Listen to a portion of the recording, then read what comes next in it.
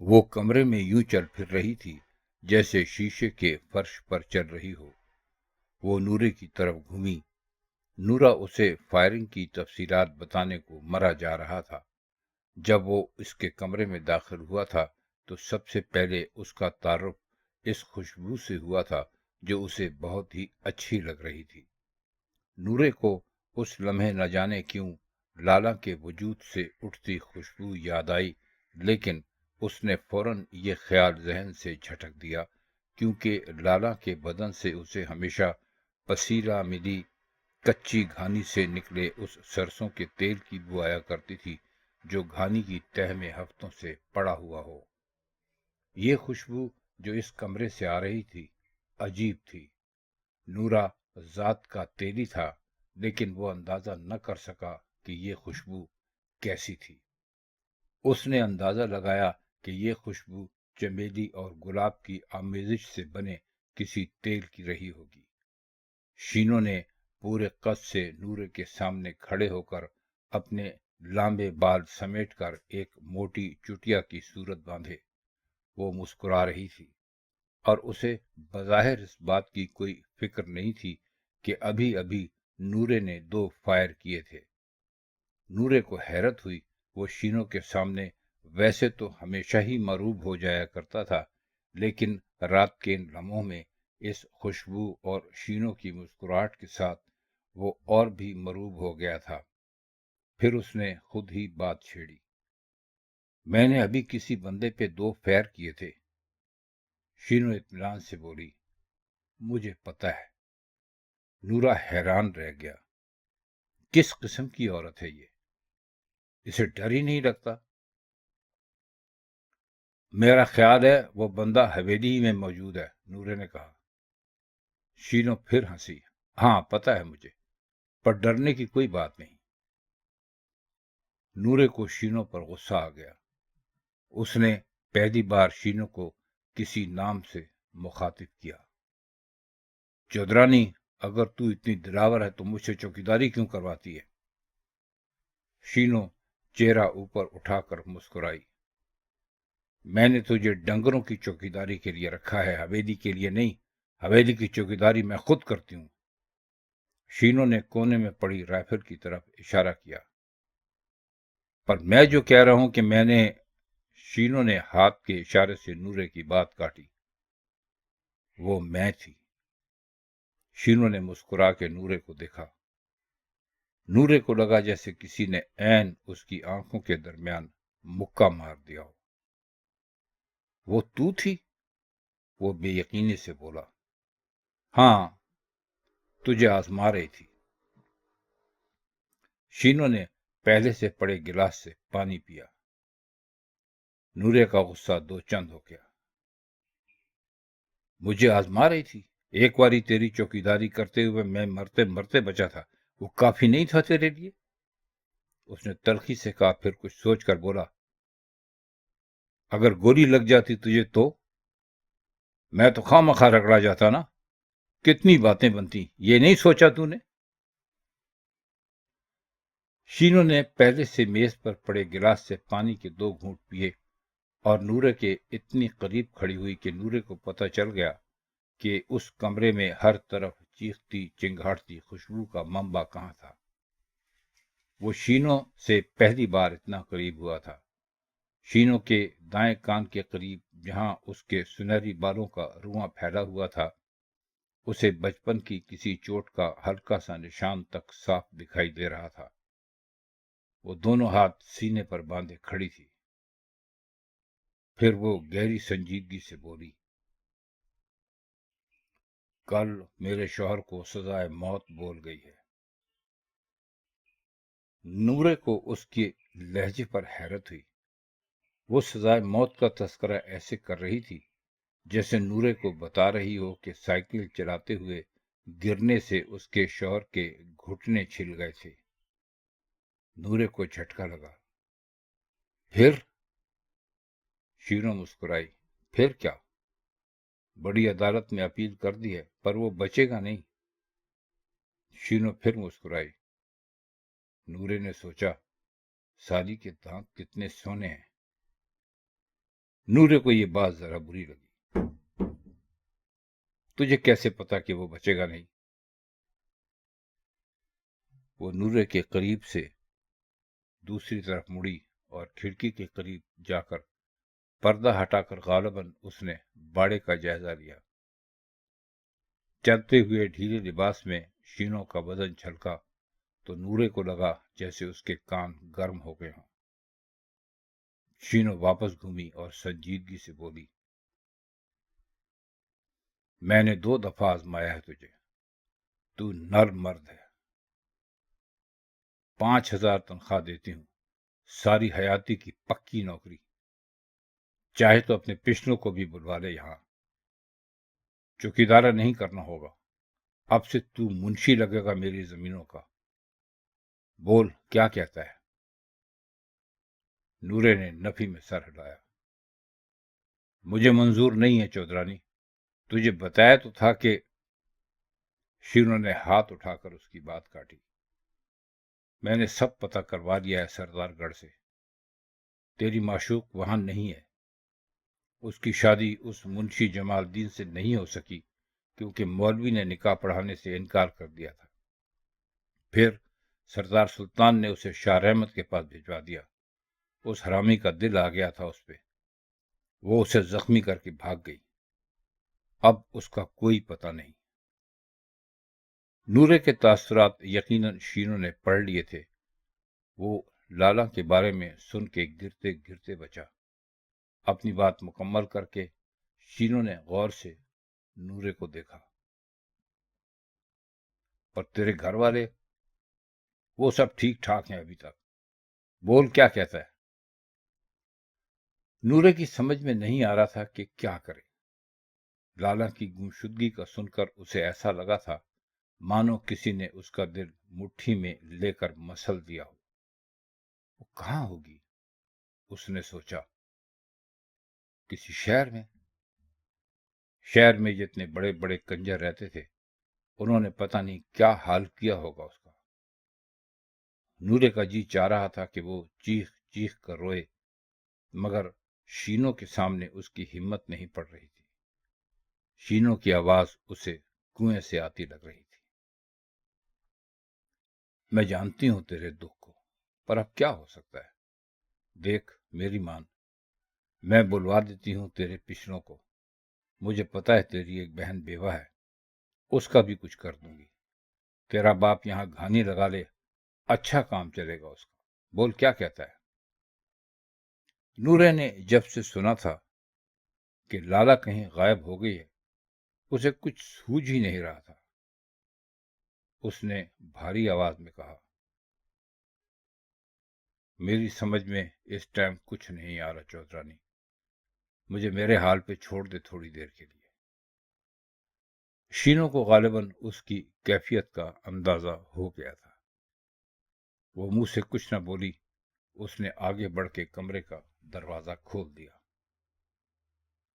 نورا حویلی سے نکلا اور باڑے کی چھت پر جا کے اپنے کمرے میں گیا۔ نورا حویلی سے نکلا اور باڑے کی چھت پر جانے کی بجائے سیدھا اپنے کمرے میں گیا۔ وہ پھوٹ پھوٹ کے رویا اور جب تک روتا رہا جب تک کسی مسجد سے اذان کی آواز سنائی نہ دی۔ پھر وہ گہری نیند سو گیا۔ مندری کو اندازہ نہیں تھا کہ سردار نعمان کا ہاتھ اتنا بھاری بھی ہو سکتا تھا۔ مندری خود بھی تنومند جثے والا مرد تھا، لیکن سردار نعمان کے ایک ہی تھپڑ سے وہ الٹ کر صوفے پر ٹک گیا۔ اگر صوفہ درمیان میں نہ ہوتا تو یقیناً مندری قالین پر گر جاتا۔ وہ ابھی سمجھا نہیں تھا کہ سردار نعمان نے اسے ٹھوکروں پر رکھ لیا۔ ایک ٹھوکر تو ایسی جگہ پر پڑی کہ مندری کو لمحہ بھر کو لگا کہ شاید وہ مر رہا ہے۔ اس نے کلمہ یاد کرنے کی کوشش کی جو اسے یاد نہ آیا۔ سردار نعمان کا غصہ عروج پر تھا۔ مندری نے 2-3 بار اٹھ کر کھڑے ہونے کی کوشش کی، لیکن تبھی سردار نعمان کی لات اسے ایسا کرنے سے روک دیتی تھی۔ پھر شاید سردار نعمان خود ہی تھک گیا۔ وہ صوفے پر بیٹھ کر لمبے لمبے سانس لینے لگا۔ مندری کوشش کے باوجود قالین سے نہیں اٹھ سکا۔ اس کی پسلیاں بے طرح دکھ رہی تھیں اور منہ میں نمکین ذائقہ تھا۔ وہ جانتا تھا کہ یہ خون کا ذائقہ تھا جو اس کے ہونٹ پھٹنے سے اس کے منہ میں پھیل گیا تھا۔ کمرہ خوب روشن تھا، لیکن مندری کو دیکھنے میں تکلیف ہو رہی تھی۔ پھر اس کے حواس بتدریج بحال ہوئے تو اسے چوٹوں سے زیادہ اس بات کا دکھ ہونے لگا کہ سردار نعمان نے اسے تانے کے سامنے مارا تھا۔ گو کمرے کا ماحول انتہائی سنجیدہ تھا، اسی طرح اسلحے پر ہاتھ رکھے ہوئے تانا بھی، لیکن تانے کے چہرے پر ایک ایسی مسکراہٹ تھی جو صرف مندری کو ہی دکھائی دے سکتی تھی۔ جب مندری کمرے میں آیا تھا تو سردار نعمان شراب پی رہا تھا۔ اب مندری کو مار پیٹ کے وہ ایک بار پھر بچی کھچی شراب منہ میں اڈیل رہا تھا۔ اس نے مندری سے اب تک کوئی بات نہیں کی تھی۔ مندری کو سردار نعیم کی کوٹھی سے بلانے بھی تانا ہی گیا تھا۔ مندری کے پوچھنے کے باوجود اس نے مندری کو نہیں بتایا تھا کہ سردار نعمان نے اسے اس وقت کیوں بلوایا تھا۔ وہ سردار نعیم کو نرمین کے گھر سے 1 بجے کے قریب واپس لایا تھا۔ پھر اس نے کھانا کھایا اور چرس کا ایک ڈبل سگریٹ پیا کہ اس کا بلاوا آ گیا۔ مندری ابھی تک اس سلوک کی وجہ نہیں جان سکا تھا۔ پھر وہ بمشکل اپنے پیروں پر کھڑا ہوا، لیکن گھٹنے کے جوڑ پر پڑنے والی ضرب اتنی شدید تھی کہ اس کی آہ نکل گئی۔ وہ ایک بار پھر اپنے گھٹنوں پر آ گیا۔ اس سے آج تک اتنا بے رحمانہ اور تحقیر آمیز سلوک تو سردار سلطان نے بھی نہیں کیا تھا۔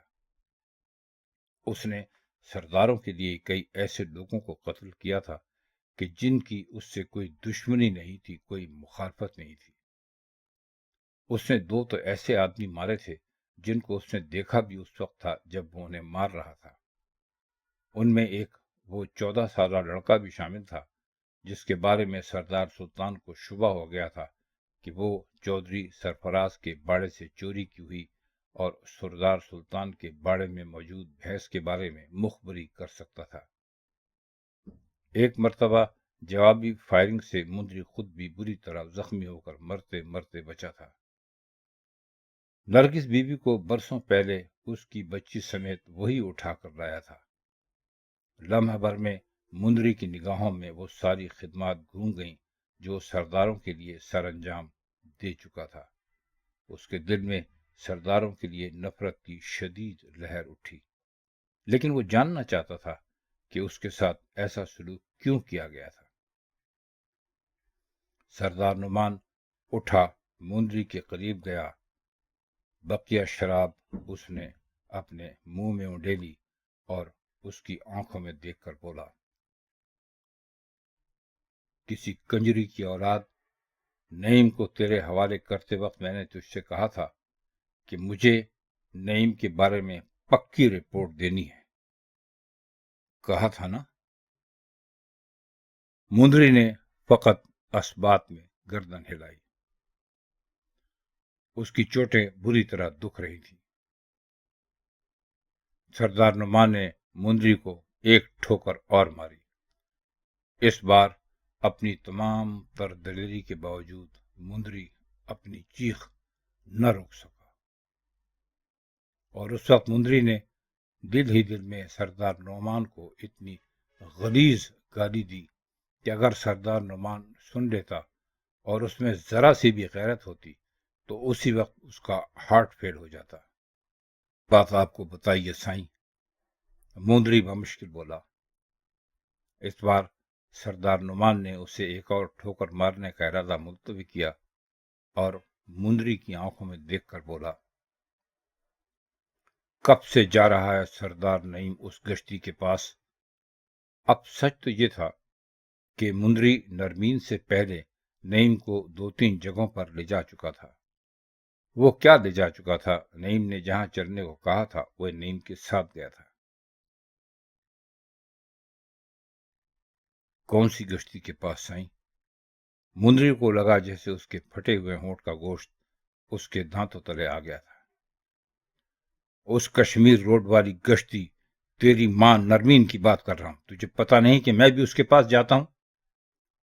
मुंदरी ने हाथ जोड़े। मेरी क्या गलती है साईं, मैं तो हुक्म का बंदा हूं। मुंदरी ने हाथ जोड़े तो उसे लगा कि उसकी कोहनी पर भी शदीद जरब लगी थी। सरदार नुमान ने बैठकर मजीद शराब उंडेली। पहले पानी मिलाने का इरादा किया, फिर न जाने क्यों मुलतवी कर दिया। वो एक घूंट लेकर बोला, कितनी बारी ले गया है तू उसे उधर? मुंदरी ने सोचने की कोशिश की। उसके दिमाग पर जैसे धुंध सी छाई हुई थी। 3 बारी साईं। सरदार नुमान ने सोचा, 3 बार? क्या नईम नरवीन के साथ सोया भी होगा? उसने तल्खी से सोचा। वो अभी तक महरूम था। वो तो नरमीन को हमेशा के लिए काबू में लाना चाहता था। इसीलिए तो वो उससे शादी करना चाहता था और इस सिलसिले में बहुत संजीदा था। उसने तो यहां तक सोचा था कि वो उस रंडी को सरदार गढ़ हाउस तक लिख देगा। सरदार नुमान ने नफी में सर हिलाया और अंदाज ऐसा था जैसे किसी बात पर अफसोस कर रहा हो। मुंदरी, मुझे शक है कि तेरे बाप ने तेरी मां से निकाह किया था, क्योंकि तूने असल नस्ल हरामियों वाला काम किया है ना? मुंदरी का जी चाहा कि ताने के हाथ से क्लाशनकोव छीन के सुर्ख चेहरे वाले इस जागीरदार के जिस्म में इतने सुराख कर दे कि उनमें से हवा आसानी से आर पार हो सके। उसे अपनी मां बहुत अजीज थी। जब तक उसकी मां जिंदा थी, उसने मुंदरी को मेहनत मजदूरी करके पाला था। उसे उन लम्हों में झुर्रियों से भरे चेहरे वाली वो औरत बड़ी शिद्दत से याद आई, जिसने कई बार रातों को भूखी रहकर मुंदरी को खाना खिलाया था। मुंदरी को अच्छी तरह याद था कि एक बार जब उसे चेचक निकल आई थी, तो उसकी मां सारी सारी रात उसके सिरहाने बैठी नीम की शाखों से उसका बदन खुजलाया करती थी कि हाथों से खारिज करने से कहीं उसके जिस्म और चेहरे पर निशान न बन जाए। ऐसी औरत के लिए सरदार नुमान के मुंह से ये बातें सुनकर लम्हा भर को मुंदरी ने सोचा वो किसी तरह सरदार नुमान का गला ही दबा सकता, लेकिन वो चुपचाप पड़ा खाक चाटता रहा। सरदार नुमान की बात पर ताना मुस्कुराया था। मुंदरी ने ताने को देखा। इस बार ताने की मुस्कुराहट बड़ी मानेखेज थी। ताने ने मुंह से एक लफ्ज नहीं कहा था, लेकिन अगर वो कुछ कहता तो शायद उसका इतना असर न होता जितना असर उसकी मुस्कुराहट में था। फिर सरदार नुमान अपनी जगह से उठकर मुंदरी के करीब गया। उसने मुंदरी की ठोड़ी एक पैर से उठाई। इस वक्त तेरी जान सिर्फ इसलिए बख्शी कर रहा हूं कि तूने बड़ी खिदमत की है हमारी। ये आखिरी मौका है, बिल्कुल आखिरी मौका। सोचा तो ये था कि तुझे गोली मरवा दूं, पर कुछ ख्याल आ गया। अब दफा हो जाओ, आइंदा मुझे नईम के बारे में एक एक बात की रिपोर्ट देनी है, समझा? एक एक बात की रिपोर्ट। मुंदरी ने इस बात में सर हिलाया। सरदार नुमान को जैसे कुछ और याद आ गया। नईम के सामने बकवास नहीं करनी कि तेरा यह हाल कैसा हुआ। उसे कह देना लड़ाई हो गई थी। ताने, ले जा इस बेगैरत को। अब